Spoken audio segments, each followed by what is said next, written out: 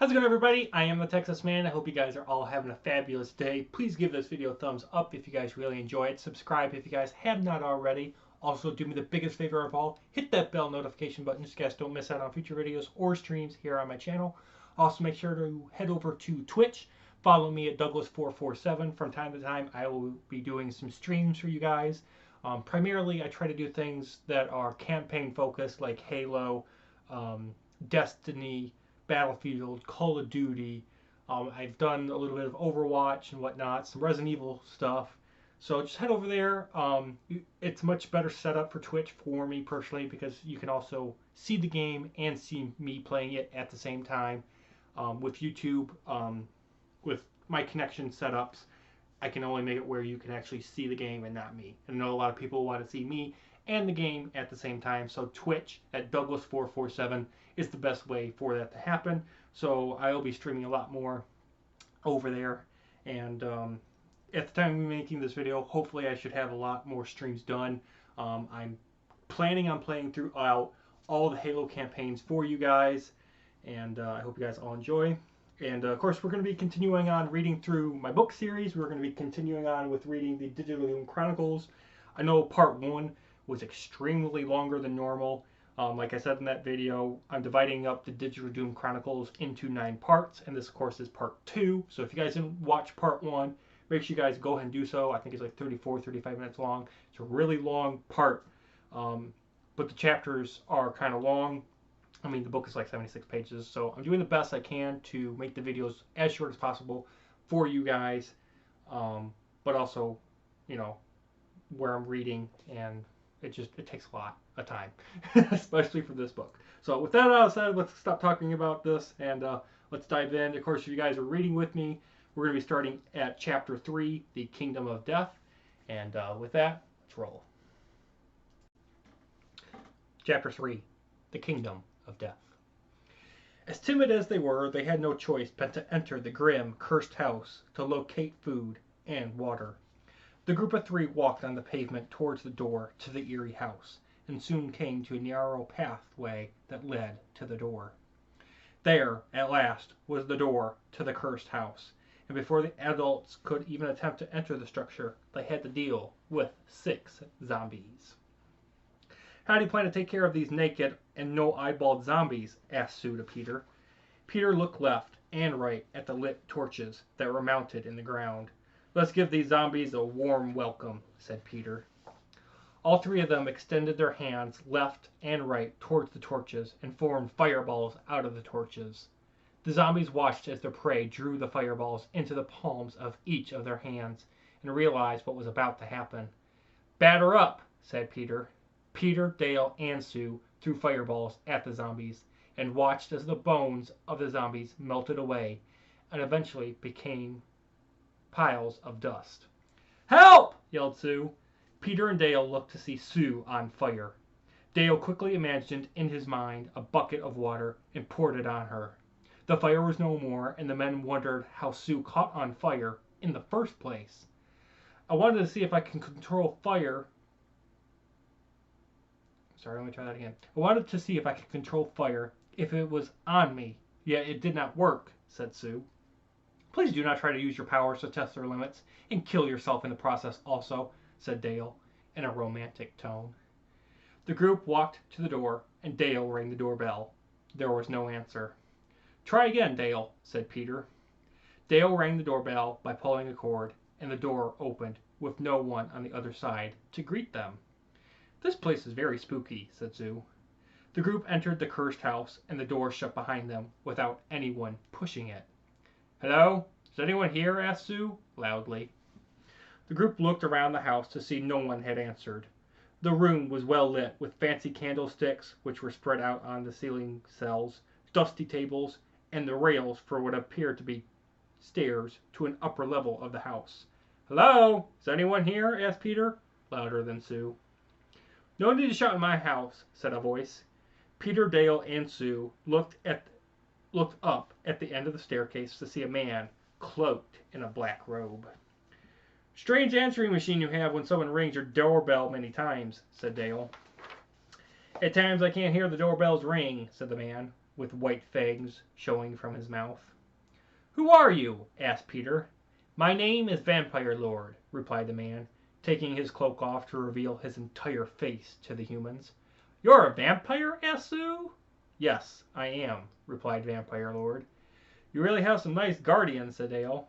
"Sorry about those 2 zombies that I paid, but there was word that Deathly Fairy was coming to cast a spell on me for eating her son," said Vampire Lord. "Who is Deathly Fairy?" asked Peter.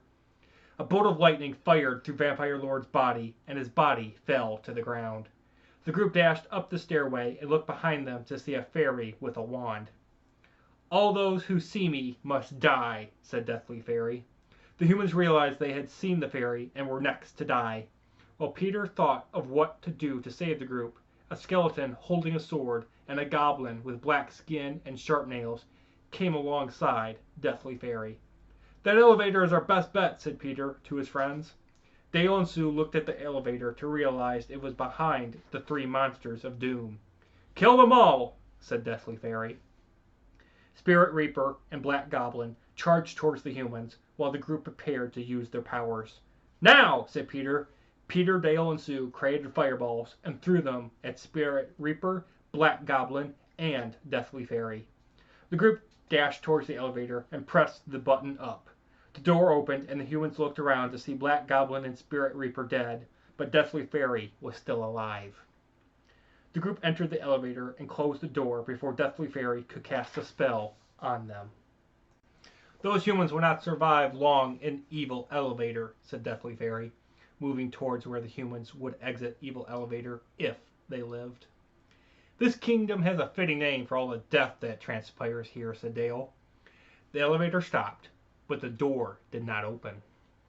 "This is just what we need, an elevator that doesn't let us out," said Dale. Suddenly, the elevator started rattling, and the door of the elevator turned into a mirror. "This place is becoming stranger every minute," said Sue. The mirror began turning into a blue sphere that appeared like the one that exploded on Soul Train. "Why have you come to Revelation?" asked a voice. The group looked at the sphere to realize it was talking to them. "We have no plan to get stuck here," said Peter. "Where are you headed?" asked the blue light. "We're going to Heaven Dragon's land," replied Peter. "Before you go there, please go to the frozen arena and talk to the secret agent," said the blue sphere. The blue light disappeared, yet the door to the elevator was still a mirror. Sue looked at the mirror and it showed a ghost inside of the mirror. Peter and Dale looked at the mirror and saw snakes inside of the mirror also. "What kind of mirror is this?" asked Dale. "This mirror shows you what you are afraid of the most," said Peter, realizing he was still afraid of snakes. "How do we get out of this elevator?" asked Sue. Peter looked at the mirror and realized it was beginning to spread around the interior of the elevator. "If we don't do something fast, our fears will surround us forever and make us crazy until death," said Peter. "You have to defeat your fear or you can't escape," said a voice. Peter, Dale, and Sue closed their eyes and defeated their fears mentally. The mirror stopped spreading and eventually disappeared. The humans opened their eyes to watch as the door to Evil Elevator opened and to see Deathly Fairy standing on the other side of the door. "Those that must see me must die," said Deathly Fairy, aiming his wand towards the group. "Those that say that must die also," said Peter. Peter fired a lightning bolt out of the palm of his hand at Deathly Fairy's wand. The team watched as the wand started to glow very bright and bursted into millions of pieces of glass and light, killing Deathly Fairy. Peter, Dale, and Sue walked past the few remains of Deathly Fairy and out of the cursed house at last. As the 3 humans left the home of Vampire Lord, they looked west to see red, gigantic mountains.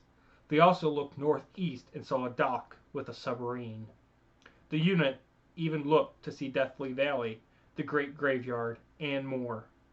Peter, Dale, and Sue headed towards the dock to hopefully enter Land of Bones within the week. Chapter 4: Voyage of Alpha Submarine. The unit of 3 humans continued northeast for several hours until they finally arrived at the dock with the submarine resting in the ocean's water. Peter walked onto the metal plank, opened the hatch to the submarine, and started down the dark hole using a steel ladder. Peter looked around, and when he reached solid ground, to see no one and nothing was on board the submarine. Dale and Sue entered the vessel, and the hatch closed by itself. Dale and Sue watched as Peter opened a nearby door and entered what appeared to be the command room of the submarine. Dale and Sue followed Peter into the command room to see chairs, computer stations, and an operating desk empty. "Where's the crew?" asked Dale. Lights on the computer started flashing many colors, and a voice started entering the travelers' ears. "Welcome on board Alpha Submarine," said the voice. Everyone looked around to see no one on the vessel. "Do not be alarmed, humans. My name is Alpha Submarine, or Alpha for short. I'm a self-driving and living submarine," said the voice. Sue was stunned to realize they were inside of somebody. "Alpha, we need to travel to the frozen arena to locate Secret Agent and Heaven Dragon's land to talk with Heaven Dragon about leaving Revelation," said Peter. "I will set a course for Land of Bones and get as close as possible to the frozen arena," said Alpha. "How long until we arrive?" asked Dale. 20 hours. You can explore my interior and sleep if you wish," said Alpha. "Thank you for your hospitality," said Sue.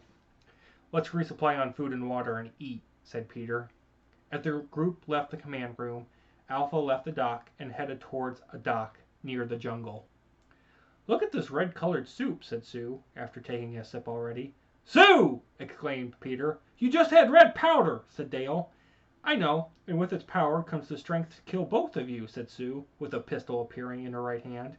Peter and Dale created a bulletproof glass wall around themselves before Sue pulled the pistol's trigger. Peter lowered his shield of glass when Sue ran out of bullets and fired a dart at her sister from a gun. Dale lowered the shield and looked at his girlfriend with the dart in her chest. "You killed your sister!" exclaimed Dale. "I did not kill my sister. The dart was filled with sleeping powder and some blood of a vampire to neutralize red powder in her," replied Peter. Moments later, Sue awoke and was free of red powder's curse. While staying away from food that contained the curse powder, the unit resupplied on food and water. Before leaving the kitchen and venturing into the next room, the group ate loads of food. "Let's find somewhere to sleep for a few hours," said Peter, finishing his cheeseburger and bag of potato chips. The group entered a room with 4 beds and a wood table in the middle with a large white stone on it. "This is white stone of legend," said Dale. "Whatever you do, don't touch the stone or else you'll be frozen stiff forever," said Peter. The group bunkered down on the soft beds and went to sleep. 10 hours later, the unit awoke and re-entered Alpha's command room. "What is our current position?" asked Peter. "We are less than 9 hours away from reaching the jungle," replied Alpha. Peter looked at the map on a table to realize Alpha could not reach the frozen arena. "Alpha, increase your speed to full throttle," said Peter.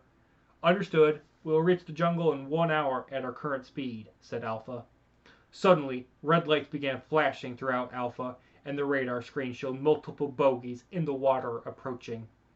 Blue lights also began flashing, and the humans looked at the radar screen to see something above the water coming towards them, fast.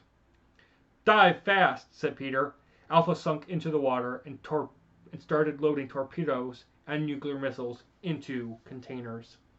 "It's my old nemesis, Cloaked Atom Bomber, and his friends, Shark, Ice Beam Seal, and Deadly Octopus," said Alpha. "If the bomber is cloaked from radar, then how can we see him?" asked Dale. "I'm one of the few in Revelation that is equipped with the technology to see past his cloaking shield," said Alpha. The red lights began to shine brighter, and sirens started booming throughout the underwater ship. "Shark and Deadly Octopus are headed towards us, and Cloaked Atom Bomber is targeting us," said Alpha. "Lock on and fire torpedoes at the underwater monsters," ordered Peter. The torpedoes fired out of their containers. "Impact in 20 seconds," said Alpha. Peter, Dale, and Sue looked at the radar screen to see the 2 monsters and the 30 torpedoes coming closer together. Suddenly, Alpha started rocking back and forth while the group looked at the screen to no longer see shark or deadly octopus. "We have a problem," said Dale. "What's wrong?" asked Sue. "Ice Beam Seal has fired an ice ball missile and is coming towards us with 5 torpedoes behind him," exclaimed Dale.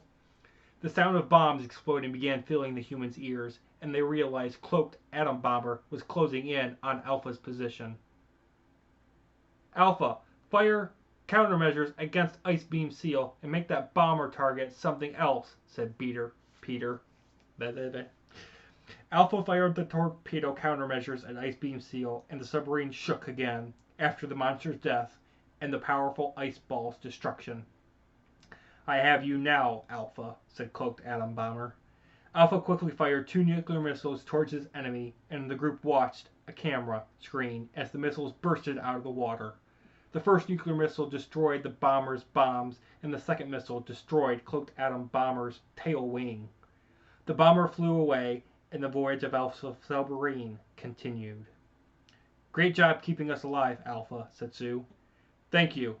We'll be arriving at a dock near the jungle within 10 minutes," replied Alpha. The submarine surfaced above the water, and the group, after using the restrooms, opened the hatch and stood on the vessel to see the dock. "Look!" said Sue. Peter and Dale looked to see 2 strange creatures near the shoreline. "That's Pyramid Turtle with a pyramid for his shell, and Loch Ness Monster after your world's myth," said Alpha. Minutes later, Alpha arrived at the dock, and the unit walked carefully off of the submarine. "Good luck to all of you going through the jungle and finding the frozen arena," said Alpha. "Where are you heading?" asked Peter. "I'm heading towards the Field of Bones to aid Heaven Dragon to secure a major bridge in the area to resupply his army," said Alpha. The first voyage with Alpha submarine was over as he departed from the dock and headed west. "Let's get going so we can help Heaven Dragon deal with the devil," said Peter, leading the way into the jungle of Land of Bones. And that's going to do it for me, guys. This has been part 2. Part 3 will come out very soon, and we will continue with Chapter 5, The Jungle, in part 3 to start up. You guys have a good one.